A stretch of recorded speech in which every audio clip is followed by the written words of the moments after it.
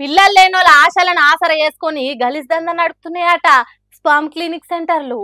పోలీసులు ఎంక్వైరీ చేస్తే కండ్లు బైర్లుగా అమ్మే నిజాలు బయటపడ్డాయట.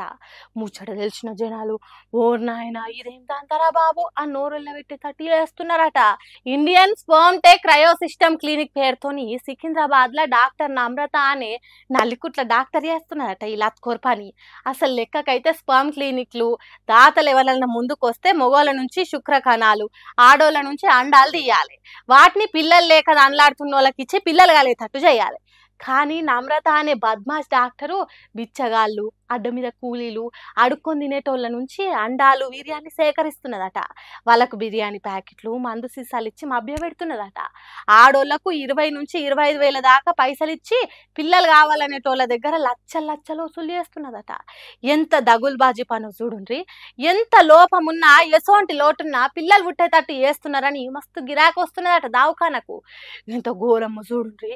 పిచ్చగాళ్ళని కూడా ఇడుస్తలేరంటే వాళ్ళని ఏమనాలి, ఎంత తిట్టాలి. పోలీసార్లు జర మంచిగా అరుచుకోండ్రి, లేకుంటే ఇసోంటోళ్ళు ఇంకా పుట్టుకొస్తారు. పిల్లలు కావాలనుకునేటోళ్ళను నిండా ముంచుతారు.